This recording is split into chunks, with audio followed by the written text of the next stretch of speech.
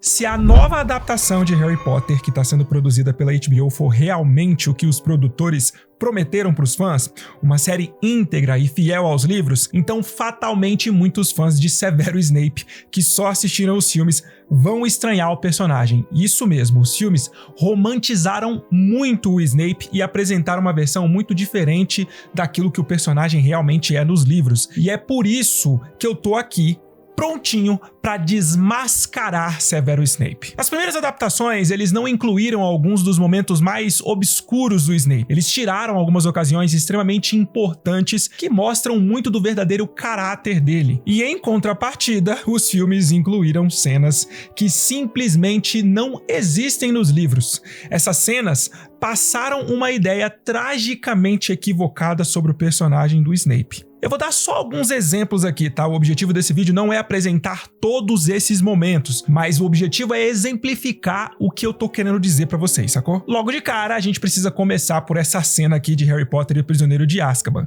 Aqui, a gente vê o Snape se colocando à frente do trio pra proteger eles do Lupin, que tinha acabado de se transformar em lobisomem. Sempre que eu vejo alguém argumentando a favor do Snape, dizendo que, no fundo, ele se preocupava de verdade com o Harry, essa cena é trazida à tona como prova disso. Só que o problema é que essa cena nem existe nos livros. Nesse momento aí, o Snape ainda tá inconsciente por causa dos ataques que ele sofreu de Harry, Rony e Hermione lá dentro da Casa dos Gritos. Ele foi trazido com o grupo pra fora da casa, mas ele continuou desacordado durante todo o rolo. Ele só recobrou a consciência depois que a treta toda tinha terminado. Olha só, o que mais me surpreende é o comportamento dos Dementadores. Você realmente não tem ideia do que os fez se retirar, Snape? Não, ministro. Quando recuperei os meus sentidos, eles estavam voltando aos seus postos na entrada.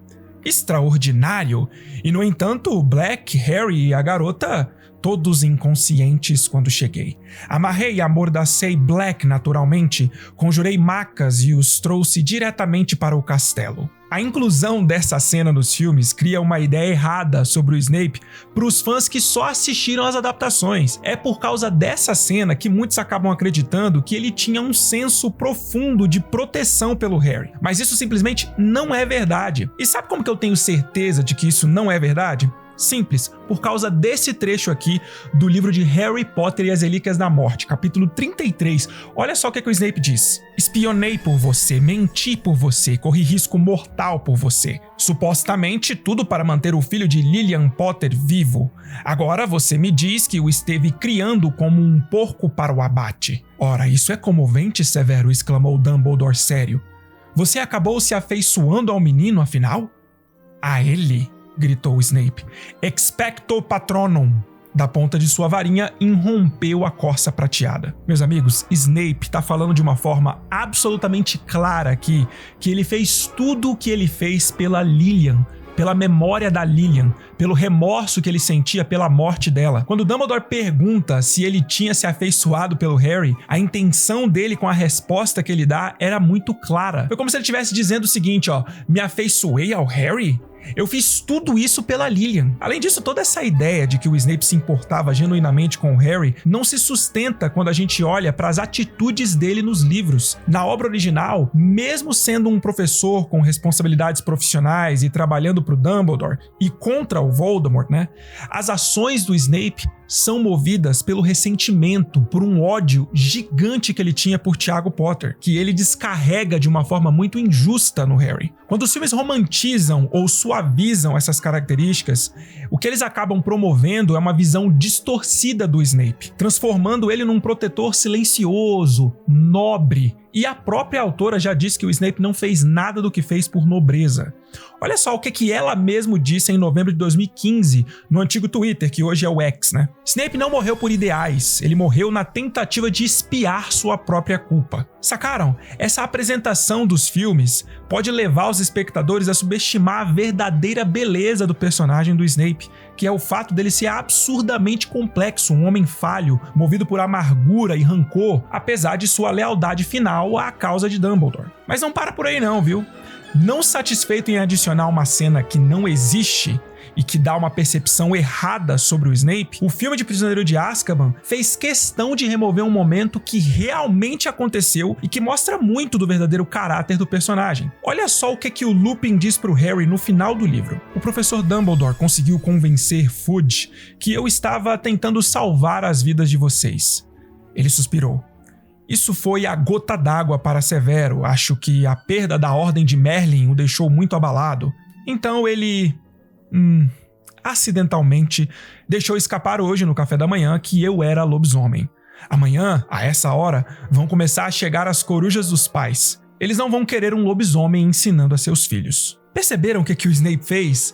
Foi por causa dele que o Lupin teve que pedir demissão e deixar de ser professor em Hogwarts. Percebem como que a balança foi posta totalmente a favor do Snape aqui? Além do filme incluir uma cena que não existe e que transmite uma percepção positiva do personagem, ele também exclui um fato que mostra a realidade sobre ele. Snape era um homem emocionalmente imaturo, maldoso e muito vingativo. Lupin tinha finalmente conseguido um emprego bom, digno e estava se sentindo parte da comunidade bruxa. Foi por causa do Snape que ele teve que abandonar tudo isso e voltar a ficar à margem da sociedade por causa dele ser um lobisomem. E por que o Snape fez isso? Por pura vingança, maldade, por puro ressentimento. Agora, uma outra coisa que os filmes fazem é passar a ideia de que na adolescência Severo Snape era um pobre coitado, um fraquinho injustiçado que sofria bullying dos marotos e era incapaz de se defender. No filme de Harry Potter e a Ordem da Fênix, a gente só vê a versão do Snape. A gente só vê os marotos fazendo bullying contra ele. E eu não tô aqui defendendo a atitude do Sirius e do Tiago naquela ocasião não, tá? Mas é que simplesmente não é verdade que o Snape sofria bullying calado como um coitadinho. O problema é que os filmes só mostram o lado do Snape, ou seja, os filmes só mostram o que os marotos fizeram com ele. Os filmes não mostraram o que o Snape fazia com os marotos e nem muito menos mostram qual era o comportamento do Snape com relação a outros alunos. Mas eu tô aqui pra mostrar a verdade definitiva pra vocês, a verdade dos livros. Saca só, capítulo 29 de Harry Potter e a Ordem da Fênix. Tiago murchou um pouco a bola, tornou Sirius. E parou de azarar as pessoas só para se divertir, completou Lupin. Até o Snape? Bom, disse Lupin lentamente. Snape era um caso especial, quero dizer, ele nunca perdia uma oportunidade de azarar Tiago, então você não podia esperar que ele aguentasse calado, não é? Ah, então peraí. O Snape também atacava o Tiago? Não era só o Tiago que atacava o Snape? Ah, mas isso os filmes não falaram pra vocês, né? Inclusive, o mesmo livro que mostra o bullying dos marotos no Snape também fala que o Snape atacava os marotos. E não, meus amigos, não era só o Snape se defendendo dos ataques. Essa treta Tiago versus Snape era chumbo trocado. Sempre foi assim, desde o início da treta lá no Expresso de Hogwarts. Era um atacando o outro quando tinha a oportunidade de fazer. Tudo isso tá lá nos livros. É só ler pra encontrar, tá tudo lá. O livro de Prisioneiro de Azkaban deixa claro que o Snape vivia se intrometendo nos assuntos dos marotos, espionando, tentando descobrir o que eles estavam fazendo, o que eles estavam aprontando, na esperança de que ele conseguisse fazer os marotos serem expulsos. Mas isso tudo foi omitido das adaptações. E querem saber mais uma coisa que foi omitida sobre o Snape nos filmes? Beleza, então eu vou contar 3 coisas pra vocês. O filme de Ordem da Fênix mostrou o momento do bullying dos marotos com o Snape, certo? Mas sabe como que essa cena termina nos livros? Termina com o Snape chamando a Lilian de sangue ruim, depois ela se meter no meio da confusão defendendo ele dos marotos. Não é que ela foi lá assistir o show, nem muito menos participar dos ataques. Ela foi lá defender ele e no fim, ele disse que não precisava da ajuda de uma sangue ruim. E aí, às vezes eu acho que muita gente não entende o peso ou a gravidade de se chamar alguém de sangue ruim dentro do universo mágico de Harry Potter. Galera, isso é nada mais, nada menos do que um ato de preconceito racial claro e escancarado. Só que em Harry Potter, esse preconceito racial é pelo sangue e não pela cor da pele, sacaram? Snape era tão preconceituoso que ele nem sequer conseguiu se conter diante da pessoa que ele dizia ser o amor da vida dele. A menina que tinha sido a melhor amiga dele por anos e anos. Foi essa menina que ele chamou de sangue ruim. Não é que ele chamou uma inimiga dele de sangue ruim, o que também seria terrível, né? Mas o filme fez questão de não mostrar isso, né? Uma outra coisa que os filmes omitiram foi isso aqui, ó, capítulo 33 de Harry Potter e as Relíquias da Morte. Pensei que fôssemos amigos, reclamava Snape. Grandes amigos.